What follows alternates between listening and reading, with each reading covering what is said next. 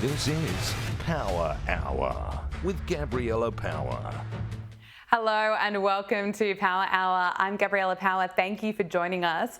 We have a massive show coming up, but I want to start with what's happening this weekend because Sunday will mark 1 year since Donald Trump was nearly assassinated on stage at Butler, Pennsylvania. This is what unfolded on July 13, 2024. Take a look at what happened.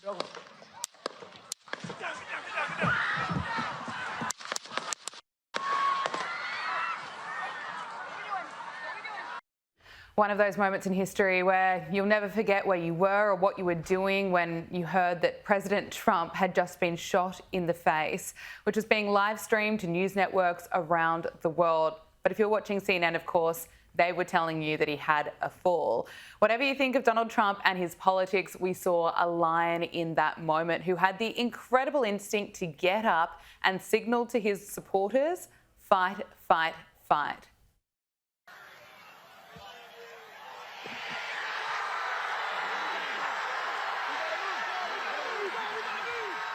Gives me goosebumps every time I watch it. But how is it, 12 months on, we still don't really know anything about the shooter? The House task force that investigated the assassination attempt found it was preventable and should not have happened. And of course, we've all seen the clips of people at the rally screaming out that the shooter was on the roof, but we still don't know anything about him or the motive. Even President Trump a few months ago said he's never really received an explanation. It has not been explained to me perfectly by either Secret Service or the FBI. We have somebody, two good people running that, and I would like to hear the explanation. But just how grateful are we that the president survived? The bullet was just millimetres away from his brain. And what a 12 months Donald Trump has had since then, going on to win the election in one of the greatest political comebacks of all time. And he's just been nominated for the Nobel Peace Prize. Joining us now is James Billow, newsroom editor at Unheard. James, great to see you again. The Trump administration has vowed to be one of truth and transparency, and I would say for the most part that Donald Trump has been far more transparent than his predecessor and is delivering on many of his promises. But right now there are a lot of questions around the Epstein files. This was an election promise by Donald Trump that we would be getting all of these files, so naturally there's a lot of anger right now that we're being told there's nothing more to see here, especially when Attorney General Pam Bondi said that there was a client list, that there were truckloads of videos and documents. This was Pam Bondi hyping it up, the release of those files just a few months ago. You're going to see some Epstein information being released by my office. What kind? Are we going to see who was on the flights? Are we going to see any evidence from what he recorded? Because he had all of his homes wired with recording devices. Yeah. What you're going to see, hopefully tomorrow, is a lot of flight logs, a lot of names, a lot of information. But it's pretty sick what that man did. Okay, well, we'll along look with for his that. co-defendant.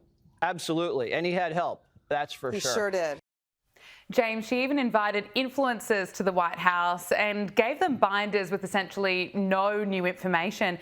Now we're being told there's no client list, that Jeffrey Epstein committed suicide, and there's essentially nothing else to see here. No one else is getting named or charged, and it's time that we move on.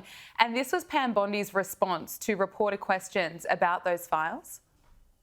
To him being an agent, I have no knowledge about that. We can get back to you on that. And the minute missing from the video, we released the video showing definitively, the video was not conclusive, but the evidence prior to it was showing he committed suicide. And what was on that, there was a minute that was off the counter. And what we learned from Bureau of Prisons was every night, they redo that video. It's old, from like 1999. So every night the video is reset, and every night should have the same minute missing. So we're looking for that video to release that as well, showing that a minute is missing every night. And that's it on Epstein. I don't think she's very convincing. I think Pam Bondi has handled this terribly. And there are people on both sides of politics that are demanding answers. I mean, I don't think it's going to go away anytime soon. What do you make of all of this? No, and I think you're completely right. The scene we just saw there, that is not the sign of a confident woman. She clearly does not believe what she's saying. She's stuttering and spluttering all over her words, and it's not really clear what she's trying to accomplish. Look, you can't make a big song and dance of the Epstein files and the truth being revealed all in the run up to the election. And then the second you get the keys to the castle, you don't share any information that you find out. I mean, that is an appalling betrayal of trust. And I completely understand why the MAGA base is in uproar about this. So yes, you have Pam Bondi. You also have Kash Patel. You also have Dan Bongino, who, again, co-directors of the FBI, or Kash's head and Bondino as deputy. And again, they're just saying there's nothing to see here. And I'm sorry, you can't have your cake and eat it. You've been talking about this issue for years and years and years. And the second you have access to all these files and all this information, you decide not to share it with the public. Okay, maybe there isn't something to be shared here, but I agree with you. I don't think this is the end of the story. And I think the way that this team has conducted itself has been nothing short of appalling. Yeah, I completely agree. Now, Kash Patel potentially needs a win after what's happened or not happened with the Epstein files. And now the FBI has launched criminal investigations into former FBI Director James Comey and former CIA Director John Brennan for their potential wrongdoing in the Trump-Russia collusion hoax, including allegedly lying to Congress about the Steele dossier, which contained salacious allegations tying Donald Trump to Russia. Sources told Fox News that the FBI described the duo's interactions as a conspiracy. This is what the president had to say about this morning. President Trump, James Comey and John Brennan now under criminal investigation related to the Trump-Russia probe. Do you want to see these two guys behind bars? Well, I know nothing about it other than what I read today, but I will tell you, I think they're very dishonest people. I think they're crooked as hell. And maybe they have to pay a price for that. I believe they are truly bad people and dishonest people. So whatever happens, happens. James, what's your assessment of this? Well, I certainly agree with the president that these are dishonest people. And I just want to start by going back to 2016 and when this whole Russiagate hoax started. And it was exactly that. It was a complete hoax. It was an extra legal effort, an extra political effort by the Democrats to take down the president. They lost at the ballot box, and then they initiated this years-long campaign to try and undermine him while he was in office. This was the beginning of Democratic lawfare, and it just persisted with Trump throughout the next 10 years. And it really did start off this negative cycle in American politics. Now, James Comey's role in this in particular is notable because he was the one that first inserted himself into the election campaign in 2016 by talking about Hillary's emails. And he basically became a political figure. No longer was he just the chief of the FBI. He became someone enmeshed in politics. And the second you do that, you're going to be treated like a politician. And I think the way it just all capped off was earlier this year, he posts a photo, not very cryptic, I might add, of saying 8647, which is basically another way of saying let's assassinate the president. So yeah, I'm not surprised Trump wants to go after these people, and they really haven't helped themselves either. That photo is absolutely horrific, and then he tried to play dumb to it. Unbelievable. Now, White House Chief of Staff Susie Wiles has opened up on the bromance fallout between Donald Trump and Elon Musk. Susie Wiles told Miranda Devine on an episode of Pod Force One that the president was very good to Elon Musk, but their relationship had a very troublesome ending. He knew things we didn't know. He knew people and technologies that we didn't know. It was a great thing when it was a great thing, and I had a very troublesome ending. Why do you think that happened? I don't know. Yeah, I don't understand it. I don't know. I know that what has been said doesn't ring accurate to me, but I don't know. I enjoyed working with Elon. I think he's a fascinating person and sees the world differently. And I think that's probably what the president saw too, just a little bit different than the average Joe. But it certainly came to not a good ending. James, it doesn't appear as though they'll be patching things up anytime soon, especially now that Elon wants to launch this third political party. No, I mean, I was slightly surprised just by how conciliatory Susie Wiles was in that clip. I mean, she's not really going after Elon or attacking him or criticizing him. She said it was a great thing when it was great and it had a bad ending. And it sounds like that's the closest thing to the truth that we've had.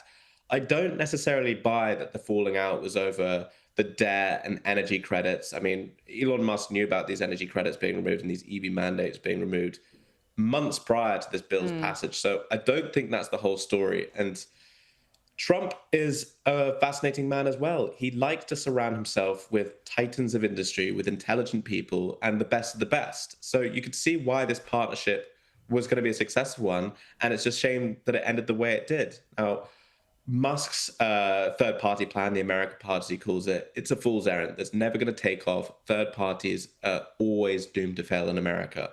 And I think this is a little bit of a bruised ego, trying to speak out, trying to emphasize that he still has some influence. But look, just take a peek at his Tesla stock after he made that announcement. It's down by 7%. So I think for the time being, Elon would be doing everyone a favor by just stepping away from politics for a little bit, focusing on his great companies and returning with a bit more of a level head. Yeah, I think you're right there. James, I've just returned from New York City, which could be in a bit of trouble or a lot of trouble if socialist, radical, anti-Israel Zohran Mamdani becomes mayor. Now, I was there for the 4th of July weekend, and of course, 4th of July is a day where patriots just show how proud they are of their country, as well as the sacrifices that the heroes have made to protect the United States of America. Yet Zohran Mamdani has shown really no gratitude for America and the opportunities he's been afforded. Here is Vice President J.D. Vance blasting him for disrespecting America on Independence Day. There is no gratitude in those words. No sense of owing something to this land and the people who turned its wilderness into the most powerful nation on earth. Zohran Mamdani's father fled Uganda when the tyrant Idi Amin decided to ethnically cleanse his nation's Indian population. Mamdani's family fled violent racial hatred, only for him to come to this country, a country built by people he never knew, overflowing with generosity to his family, offering a haven from the kind of violent ethnic conflict that is commonplace in world history, but it is not commonplace here. And he dares, on our 249th anniversary, to congratulate it by paying homage to its incompleteness and to its, as he calls it, contradiction. J.D. Vance continues, that's only a snippet of his speech, but he's absolutely right for calling Mamdani out for this. Completely. And it's such a striking difference from civil rights leaders in the past, people like Martin Luther King, who would always stress that the sort of beauty behind America's idealism and its founding principles. And he would be calling on Americans to hark back to those principles. It seems like Mamdani's doing the complete opposite. He's almost shunning those principles and saying, we have to do better. We have to do something different. Now, I did a lot of reporting on Mamdani in the lead up to this Democratic primary, and there were just so many inescapable truths. One being that nearly all his canvassers were white. They were all pretty well off. And almost all the working class voters that I spoke to did not support Mamdani. And that was borne out by the data in that Democratic primary result. We saw most voters earning over $100,000 supporting Mamdani, even people living on Wall Street. And then you had people earning less than $50,000 supporting Cuomo. So how can you frame yourself as the man of the man of the people, when in essence, you're essentially a servant of the almost rich, the not quite rich? And the whole thing just is a striking paradox the Democrats are going to have to deal with going into not only the midterms in 2026, but also the presidential election in 2028. Yeah, excellent point. Let's talk about Donald Trump and what's happening with Russia and Ukraine. Trump is fed up with Vladimir Putin. He's been speaking out against him, and he's now strongly considering supporting more sanctions against Russia. Trump previously told allies that he doesn't believe sanctions would be that effective, but his recent comments during a cabinet meeting suggests that he could be changing his mind here. Is that something we're likely going to see? Well, reporting seems to suggest that he was actually never in favor of pausing aid in the first place. That was the Pentagon's decision and Pete Hegseth. But the bigger point is certainly true that, yes, Trump is getting pretty pissed off with Putin. And I think we've seen that with his recent comments.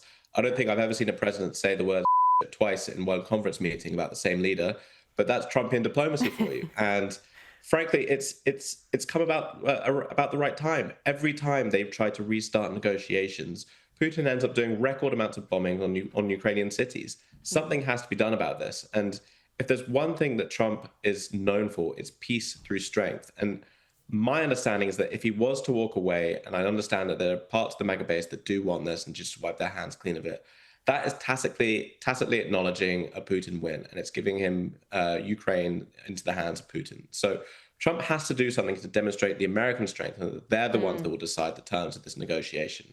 And that's what he needs to do going forward. Something a little bit more lighthearted. The new Superman movie is coming out, and we know that Hollywood likes to destroy great classic American films by making them woke, and it appears that Superman is going to be no exception. Let's just look back at the original.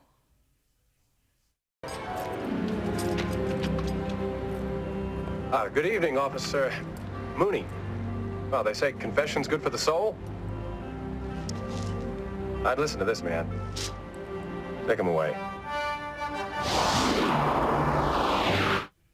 Now, the new Superman, to quote the director James Gunn, is about immigration and it's about politics. Let's just look at the trailer.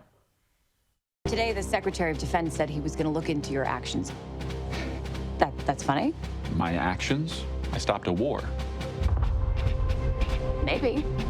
Not maybe. I did. In effect, you illegally entered a country. This is how you're going to be? I'm not the one being interviewed, Superman. Did you consult with the president? No. You seemingly acting as a representative of the United States. I wasn't representing anybody except for me and doing good. It's already getting backlash, and you can see why. James, how's this going to be received? Well, look, I'm so bored of these remakes, sequels, and spin-offs that there was very little chance of me watching this film in the first place. But since learning about the so-called political message behind it, I'm definitely not going to see it now. And these kind of efforts to just politicize all pop culture is just so exhausting. And it just makes no business sense either. Why would you try and alienate half the viewing population in America by doing something like this? And it's just such a ham-fisted way of going about it. Calling Superman an illegal immigrant, we have to look after our immigrants. It just makes completely no sense whatsoever. So, look, we've seen this before. It's going to happen again. For some reason, Hollywood just has to share their opinion, even though no one in the American or Western public actually wants to hear this kind of thing. It's something we have to put up for it. But in due course, you have to hope that the public will vote with their feet and they'll stop seeing this junk. And then actors and directors and all of Hollywood will stop preaching. That's my dream. One day, yes, I share the dream with you.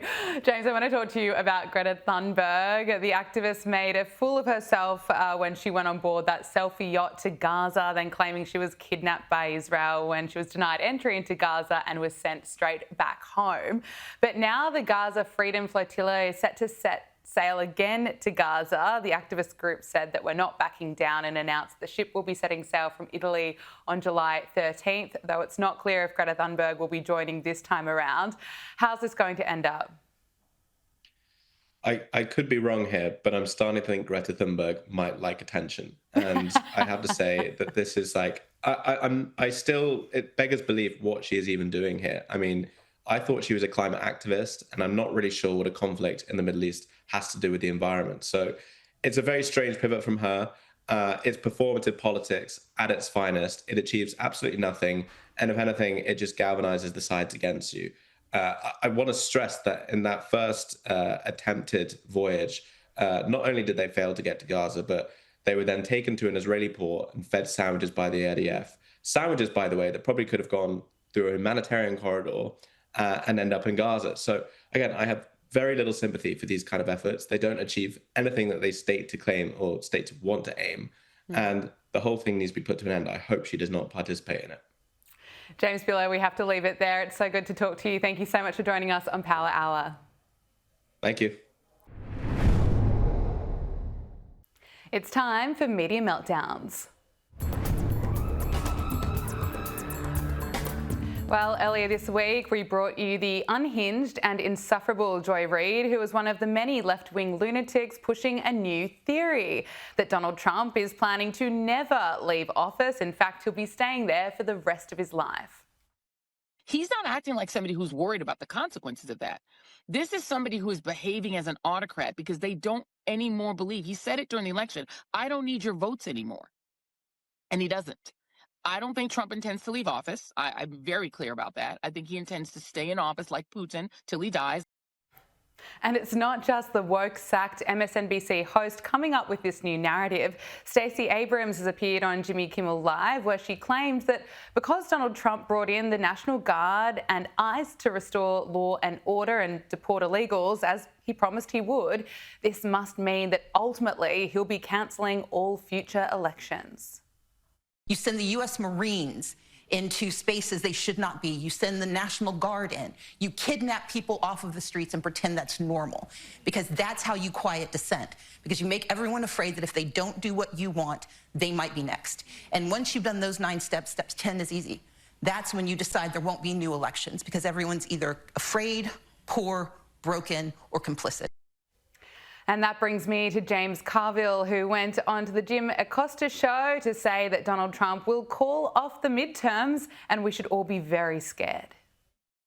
With what they're trying to pull these days, they don't want accountability. They don't want Democrats getting the gavels in the House and the Senate, be able to hold hearings and start impeachment proceedings and so on. I mean, you worry about that, James?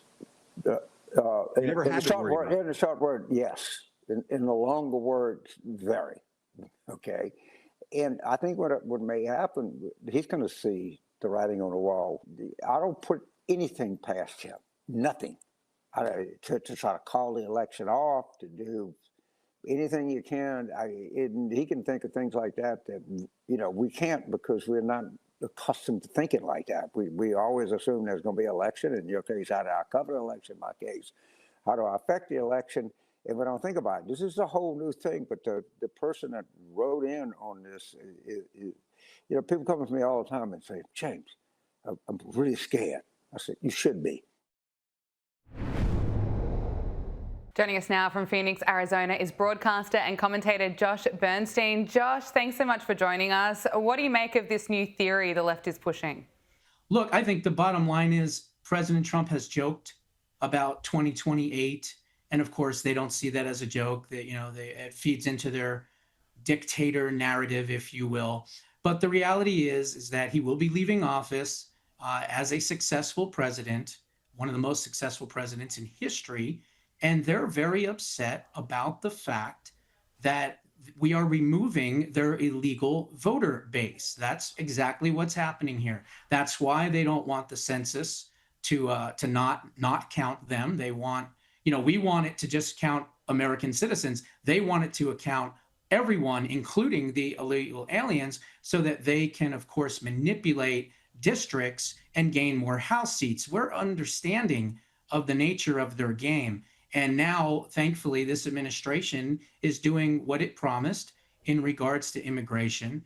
And I think it's great. I think that they are getting rid of a lot of these people that perhaps would commit future fraud in elections and be voting in elections when they're not U.S. citizens. So I think it's great.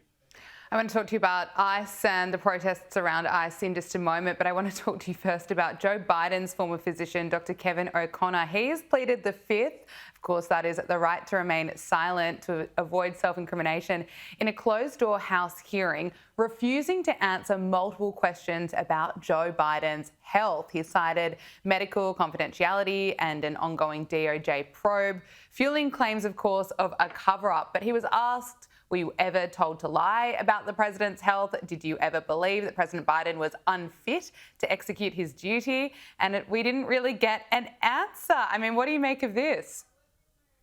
Well, what I make of this is that James Comer ought to do an immediate request to the Department of Justice to have him in contempt, criminal contempt, and of course, meet the same exact situation that Peter Navarro and Stephen Bannon had to deal with, which was 2 counts of criminal contempt, an indictment, a conviction, and 4 months in jail. and imprisonment. And that's exactly what this doctor should have. Because for him to go and say what he said, I understand the Fifth Amendment and everything else, and you don't have to be compelled to testify. But then again, you should be held in contempt, and you should then go to jail for not testifying. That's exactly the same exact treatment that Stephen K. Bannon and Peter Navarro had to suffer from. So why can't Dr. O'Connor do the same? Let's return to ICE. Right now, ICE agents are being targeted, and according to the Department of Homeland Security, attacks are up nearly 700%.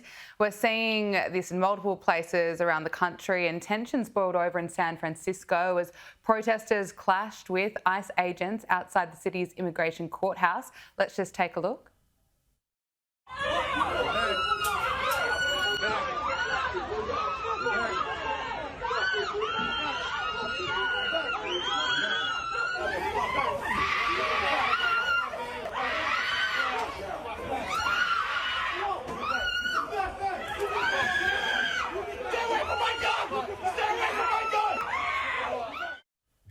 ICE agents and other federal law enforcement officers were targeted in at least 2 ambushes in Texas in recent days, and the President Donald Trump has blasted these attacks and has called for long jail sentences for those involved.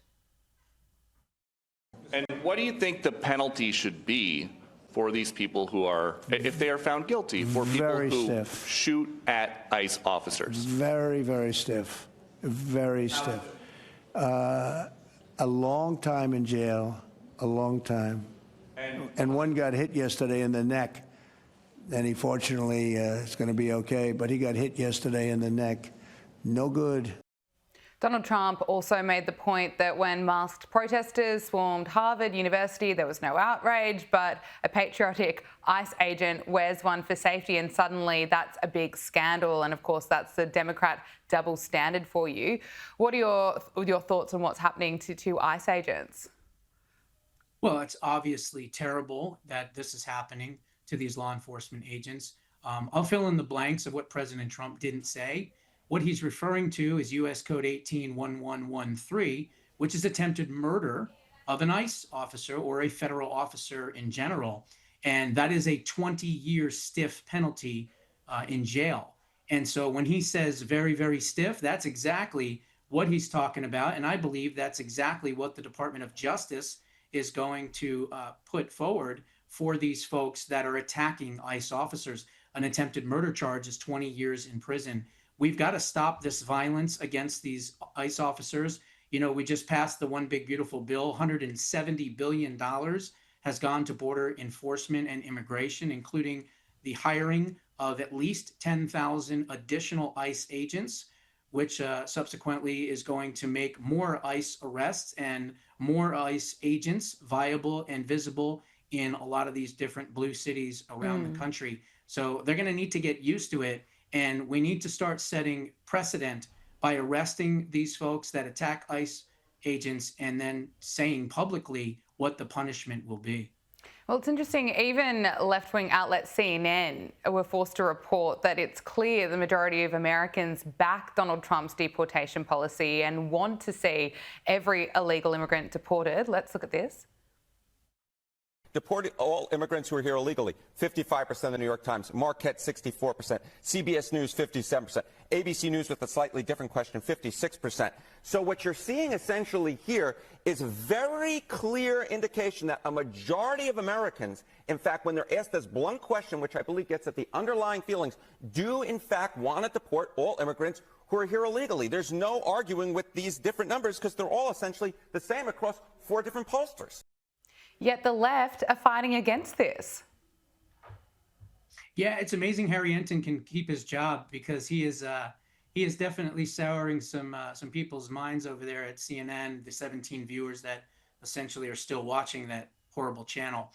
But I digress. What I would say, though, is this. Those are more than likely registered voters rather than likely voters. So you can actually add 10%, maybe even 12% to all of those numbers. So they're actually even much higher than what's even being reported. Look, the bottom line is this president won this election based on the #1 issue, which was, of course, immigration enforcement. and closing down the border. And that is exactly what this president has been able to do in record time, I might add, as well. So the American people are still solidly for immigration enforcement, regardless of what some of these radicals on the left think. Let's turn to the devastating flooding in Texas. The search for more than 170 people still missing continues as flash floods devastated central Texas, and that search has stretched into a 6th day as the death toll continues to rise. At least 120 people have been confirmed dead, according to local law enforcement. And it is absolutely heartbreaking. Right here in Australia, we're thinking of everyone who's been impacted. What has also made headlines here in Australia is Coast Guard rescue swimmer Scott Ruskin, who is being hailed a hero after his first mission, helping to save the lives of 165 people. And we have to say a huge thank you to Scott, the US military, first responders, and all volunteers, brave Americans who are putting themselves at risk to save others. Absolutely. Look, the first thing that I will say is my thoughts and prayers go out to all of the victims in Texas. Kerrville was really hit bad, more than such other areas, although a lot of areas around Kerrville were hit as well. But, you know, that's just one story. There's multiple stories out there of heroism and patriotism and people just, you know, getting together and helping out their fellow neighbors. You know, they're not doing what FEMA did and looking for signs in the front yard, okay? They're actually helping these people. They want to make sure that these people are being saved and are being rescued. And, you know, there was one story of a young man who saved his entire family and then sadly drowned, but he did save his entire family. So the amount of sacrifice that we are seeing in Texas and elsewhere is just overwhelming. It's just amazing. And it just shows the heart and soul of the people of Texas and people around the country that really, truly do care. Yeah, absolutely. Flash flooding has also devastated the mountain village of Rodeso and killed at least 3 people in southern New Mexico, triggered by an intense monsoon rains. Rushing floodwaters swept away homes. Some of the vision is unbelievable. Look at this. Oh, there comes the house. Oh my gosh, y'all look. Oh no. Oh no. Oh my god. Oh my gosh. Oh my god. Oh my god. Oh my god. Oh my god. On the other side of that one right there. Uh-huh. I don't think I've ever seen anything quite like that before. Just want to end on a final note. It's official that the UFC has confirmed President Trump's plan to host a fight on the White House grounds to commemorate America's 250th anniversary. The event is expected to draw 20,000 spectators and will be part of a series of celebrations dubbed America 250. Are you excited about this, Josh? Yeah, I am. I think it's really interesting. You know, I know that I think his name is James Jones. He was the GOAT or the champion of UFC, and he recently retired. And he should come out of retirement for one last fight just for this event.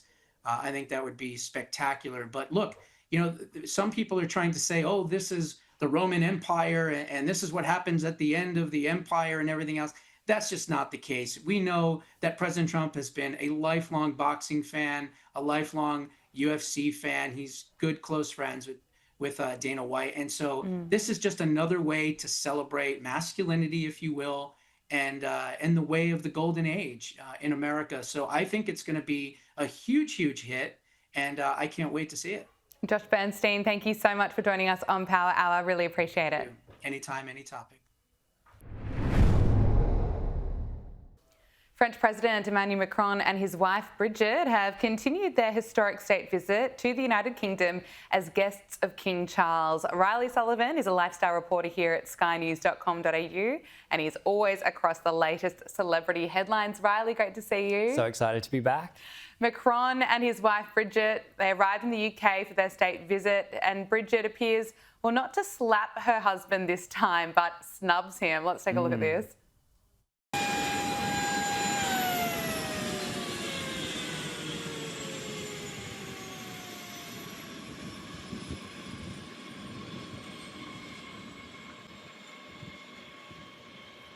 Oh, it is so awkward. She knows the cameras are on them at all times. Riley, what did you make of this? Well, that's a very good point. She knows the cameras are on them. Of course, they're touching down in the UK.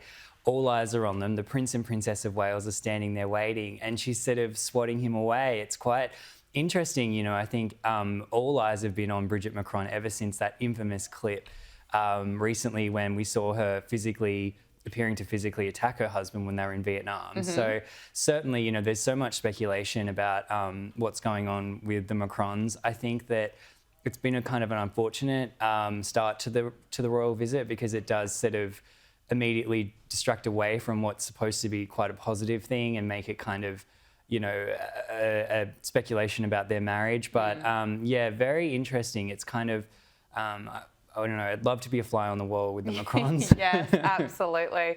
Princess Catherine was arguably the star attraction during the first day of the state visit after making her first banquet appearance in 2 years in a stunning red gown and a tiara. Can you talk to us about the significance behind Kate's wardrobe? Absolutely. You know, I think Kate was the star of the first day of the royal visit. It was a kind of a surprise. We knew that she'd be there for the arrival. Of course, she wore a Dior suit, that pale pink Dior suit, very elegant and very diplomatic, of course. Dior being a French house, they've just hired a Northern Irish designer, Jonathan Anderson. So very diplomatic to have a French fashion house with a British designer, and then of course the banquet as well. I think that was quite a surprise. We only found out about 90 minutes before the banquet began that Kate would be going. Of course, she's really easing her way back into royal duties after her cancer treatment. And it was really amazing to see her. You know, she had the full regalia on. She had the Queen Mary Lovers Not tiara, which is this really iconic piece. Of course, Princess Diana famously wore that tiara a lot. And the dress as well was very special. It was a Givenchy dress, which was a little bit controversial because, of course, Givenchy was the designer that made Meghan Markle's wedding dress. Right. So probably a brand a little bit more associated with the Duchess of Sussex. But they have a new designer at Givenchy as well, and that's Sarah Burton. And we know that Sarah Burton is an absolute favourite of Princess Catherine. She, of course, was the designer at Alexander McQueen for over a decade. She designed Princess Catherine's wedding dress. She designed a lot of pieces that Kate wears, you know, on repeat, essentially. So very interesting to sort of see her. I think we're going to be seeing her in a lot more Givenchy to come. But just a really wonderful start to the visit. This is the first state visit by a French president since Nicolas Sarkozy in 2008. So certainly a real show of soft power. And Kate was the star. You know, there was a report in the Daily Beast that came out on Wednesday speaking to some of the palace insiders, and they said they were so relieved to see Kate not only there at the airport but also at the dinner, because it really draws so much positive attention and maybe away from the awkwardness with Bridget and Emmanuel Macron that we saw. I think that Kate really did save the day. Yeah, as always. The Wimbledon Grand Slam is also currently underway in the UK, with all eyes on the iconic royal box on centre court. So who have we been seeing in the box this year? Yeah, well, it's been a very star-studded year for the royal box at Wimbledon. Every day it's super fun to look through. There's about 80 seats inside the box, and it's often celebrities and of course royals, and not just British royals. You know, we had, of course, Denmark's King Frederick was there earlier this week with the Duchess of Edinburgh. Of course, we saw Fergie with Princess Beatrice last week, and just yesterday, Queen Camilla made her first appearance in the box this year. So I think it's a real treat. You know, I think Wimbledon's such an iconic tennis tournament, but the royal fever around the tournament is always sort of part of the attraction. I think for anyone sitting on centre court, they're always sort of having a look over into the royal box. And in recent years, you know, it's an interesting thing. We've seen a lot more celebrities in the box. I think that, you know, the royal family is certainly the star attraction, but you're just as likely to see an A-list actress or actor as much as you are to sort of see someone from the royal family. But yeah, I think all eyes are going to be on the box, especially coming up for the finals this weekend. And as you mentioned, Princess Catherine is slowly returning to her royal duties after her cancer treatment, but recently pulled out of an appearance at Ascot. Do we know yet if Kate will be handing out trophies at Wimbledon this weekend? Right. Well, of course, she is the patron, so it's expected that she will appear. Of course, who could forget last year's appearance? It was, I mean, I had goosebumps watching that standing ovation when Kate made her grand return to Wimbledon amid her cancer treatment last year. it was the first time we'd seen her in months, and it was a last-minute thing again. And I think it'll be the same this year. I do believe that she will show up. I think that the fact that she's only really been present during the first day of the French visit, I think that probably suggests that she is planning to sort of conserve her energy and really focus on Wimbledon. We know it's a very important charity that, not a charity, but a patron role that she's in, because she's a huge fan of tennis. You know, it was one of her favourite pastimes, you know, before a couple of years ago. We would see her at Wimbledon, you know, a few times every year. So I think she will rally for this. I think that she takes it very seriously, and it is very special to have the Princess of Wales handing out the trophies. So I'd be pretty confident that she'll show up, but I think it's going to be one of those things. It'll be very last minute. She'll make her entrance, and looking forward to it. So Prince William has announced that he will no longer charge rent to charities after investigation into the Duchy of Cornwall raised some eyebrows. What exactly did the investigation reveal? Yeah, so this was a big report that came out into the Duchy of Cornwall, which is, of course, essentially, as Prince of Wales, William draws a salary, or I guess you could say an income from the duchy. It's a huge sort of land holdings across England. That's really where the royal family gets a lot of the money that they use for their own personal use. That's really where they generate their living. So the whole Wales family is essentially living off that income. And it is through collecting rents on the land and things like that. And there was a report that came out recently. It really drilled down into how much money they're making, and it's a lot. You know, it's something like £23 million that William is generating each year from the Duchy of Cornwall.